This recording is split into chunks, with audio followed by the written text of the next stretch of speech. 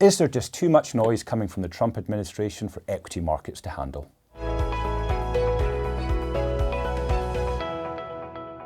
Good morning everyone and welcome back to Morning Markets at True Potential. It's possible there's just too much noise coming from both Trump and Elon Musk for markets to endure right now.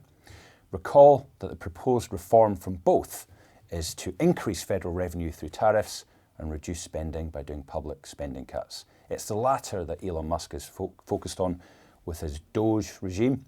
Trump, of course, is focused on tariffs, and that's very much the saber rattling we've heard towards Greenland, Canada, Mexico, China, Europe, etc., etc.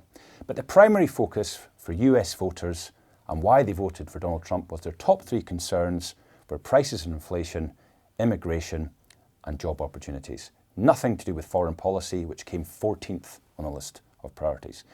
So perhaps Donald Trump and his team should focus more on domestic policy and start giving some soothing words towards the economic regime there. Certainly last week's US Services PMI would be a motivation for that. For the first time in 2 years, that data has printed below 50, and that points to contraction. The real worry should be that there was broad-based weakness within all the sub-indices of the survey. Services businesses intend to reduce employment. They are reducing orders and there is reduced sentiment. That's not a good backdrop for the start of a presidential term. But the starting point is one of remarkable growth in the US. GDP growth between 2 to 3%, real wages are growing, and we know that underlying inflation in the US is actually below 2%. It's a great starting point. But cyclical weakness could begin because Trump's administration has ended all of the Biden era's IRA and CHIPS Funding Act. Also, we know that the capex cycle in the US may be close to peaking, and also that monetary policy remains quite tight. If inflation is below 2, but interest rates are at 4, then that's still quite tight real policy.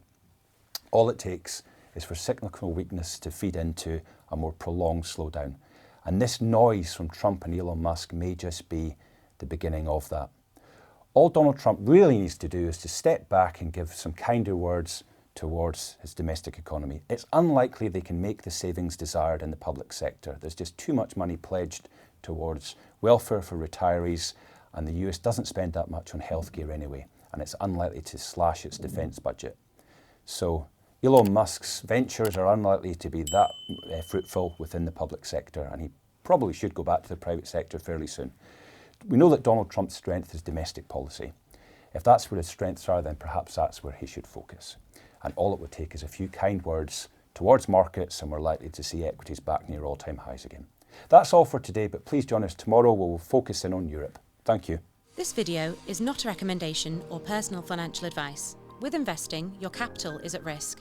Investments can fluctuate in value, and you may get back less than you invest.